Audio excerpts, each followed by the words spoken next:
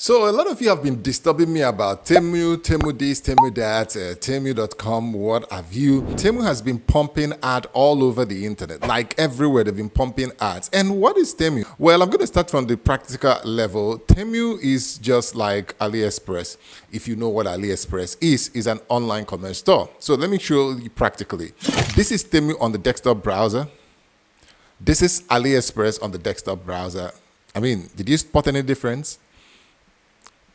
Okay, this is a product page on Temu.com, and this also is a product page on AliExpress.com.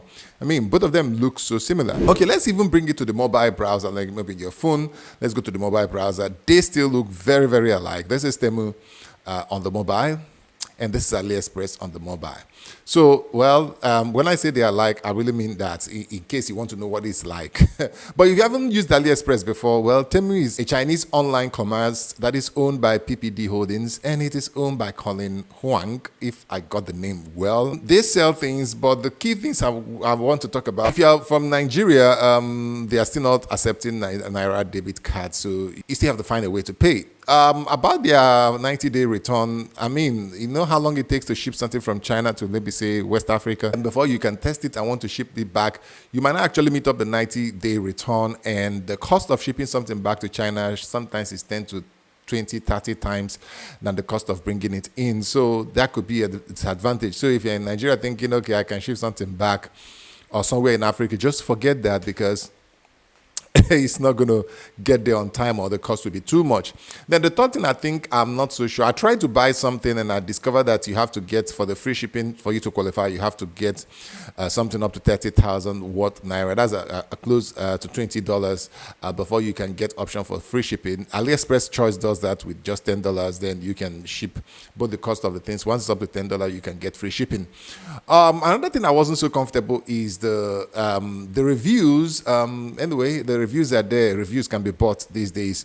But the second one that is quite intriguing is the sellers. So in AliExpress, I've been using AliExpress since 2011 or thereabouts. So I actually did my first refund around 2013 or 2014, you know, with my older app. So I don't know how they handle disputes. So if you're watching this and you have used Temu and you have done dispute, let's hear from you in the comment section. So let's know.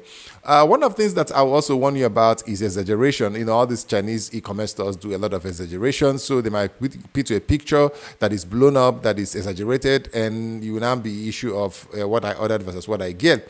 So make sure you look at the dimensions. If there are dimensions, read very well before you buy. Check out the seller, how long he has been selling, you know, his rate, and also look at the reviews and, you know, how quickly they ship and whether they ship to your country and all that. So there are a whole lot of things to look out for if you're going to buy. Of course, things are cheap there. It's similar to AliExpress if you already know what AliExpress is.